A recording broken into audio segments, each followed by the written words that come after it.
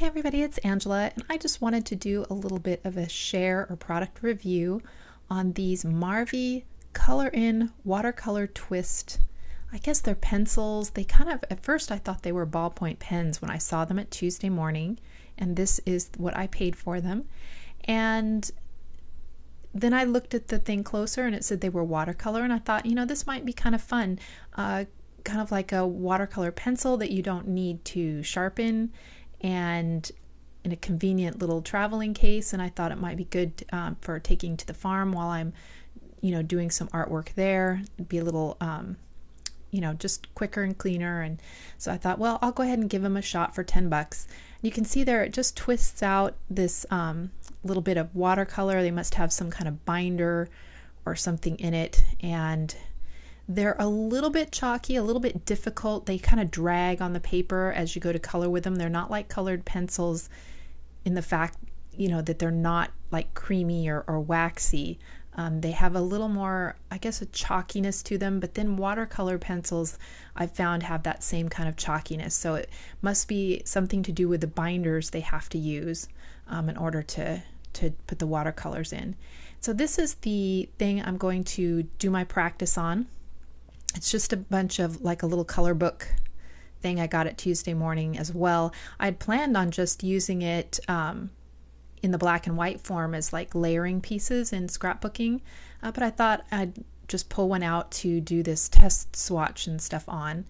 And I think it's actually made for more like just colored pencil instead of watercolor pencil, but it still holds up pretty well even with me putting water on it. And this 24-piece pen set or pencil set does come with a little watercolor brush. I try it here at the beginning, but then I switch to one of my own brushes later. So I pull out this flower, and I thought this would be a good one to do some tests on, just to kind of see what the pens will do. And I'm going to go ahead and speed my footage up here a little bit so it goes a little bit faster. Just pulling out some of the different pinks, and there's the brush that comes with it, with the set, but it's kind of doesn't have it's got a blunt tip to it. It doesn't have a pointy tip, so it's a little harder to get in these more narrow places. So I switched to one of my own brushes here in a little bit. But I go ahead and I start out with this dark color, and I'm trying hard not to make any actual pencil lines. I'm trying to get nice, even coverage on the pigment, a nice smooth coverage. And then I'm going to get a little bit of water and spread that around and see how the pigment moves. So I don't have any water, so I'm taking apart my spray bottle here. I'm just going to dip my brush into that. And so I pull that out, and it does have they're all kind of, well, at least in the pinks, they're really light. And you can see that the pigment is moving and kind of giving a watercolor effect, and it's really sweet and delicate and really pretty. So I'm liking that, so I thought I'll go back in and try putting more pigment onto wet paper, and that gives a more pigmented look, a brighter look. But you can see that when you put your pencil on and wet, you get little chunks of the pigment that'll kind of break off as soon as it gets wet. So it does kind of leave that little dotted pattern of the extra pigment where I put it on. So that's another look you can go for, or don't go back onto a wet section and with your pencil right away. Wait until it dries. So, but it is an effect that you could use if you wanted to.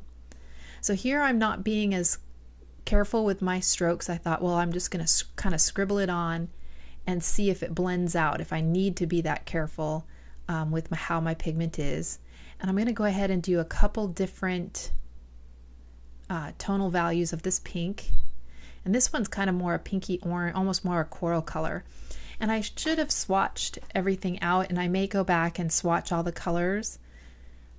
But they don't have names on any of these, and there's not even a number on there. So it's going to be hard to kind of designate which is which, unless I'm really careful to always put them back in the case in the same order as I swatch them out. Yeah, I don't know. I could put a little piece of washi tape around each of them and put my own number on there just to, designate what's what. But, I'm not quite sure what I'm going to do about that in the future, or maybe I just won't swatch them. I'll just always kind of play with it. So here I am putting quite a bit of pigment over the whole thing, and you can see that the pencil strokes actually blend out pretty good. You know, you don't see, even though I kind of scribbled it down there, you don't see too much of it. But as you can see, the blunt end of that brush, I can't get a very good, on the edges there, very good control. So I look through my own brushes here in a little bit and find one that has a little bit pointier tip where I can have a little more control, especially if you're doing something like this, which is more like a coloring book. Or I know like Vicki Boutin has some of those stickers that are watercolor, have watercolor surface, and these would work really good on that. So now I'm trying two totally different colors. Thought I'd use the yellow and then this kind of a light pink color, and I'm just kind of scribbling the pigment, and I go back over them to really deepen the pigment to see how bright I can get things. You can see I'm going back over the whole thing with the yellow, really putting a lot of pigment down. And here's where I think I'm looking for one of my own brushes.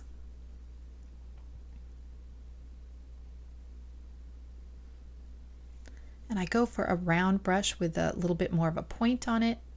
And so I'm thinking that'll help me get right up to the edges without going over and have a little more control. And as you can see with this, where I've put a lot of pigment down, it's a lot brighter. But because I went over each of the colors a couple times, it doesn't quite blend out my pencil lines, which isn't a problem depending on if you're okay with that look or not. And it also reminds you, if you're going to do that, to always make your pencil lines kind of go in the contour of what you're drawing. You know, don't just, scribble it too many different directions. You know, always go in the direction of what you're drawing. So I thought I'd play with these leaves a little bit. They have three colors, different colors of green kind of in there, so I'm just picking a couple of them out. And they're pretty dark. They're pretty, true, crayon box grass green.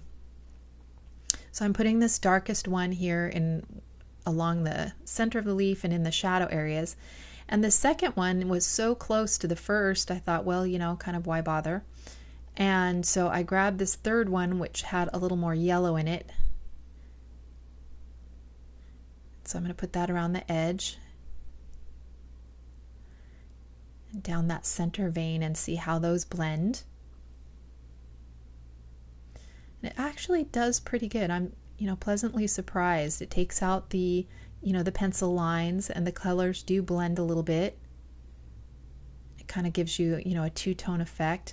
Then I try to use kind of just what was left on my brush from blending that other leaf. I thought, well, what if I wet the leaf and then apply the pigment kind of like I did on that first one, and just do it in the center, so that if I have any little chunks that fall off or whatever, that'll kind of work for me. So I like that. It kind of gives a deeper vein in the center. And then I go ahead and put just a little bit kind of highlights on a few of them. And even though it was, the paper was a little wet, it still gave a nice look. Now that one isn't quite as saturated as the first leaf. It has a little more white space showing on it. And then I think, well, since the last petal I did, you really saw the strokes, I wondered what would happen if I did like a cross hatch on it of the same color, instead of doing two different colors, and just kind of packing in a little more of the pink. And this actually really worked, I think, some of the best. I kind of cross-hatched it to still have movement and not be too crazy. Oops, I had a little green still on my brush there I needed to clean off.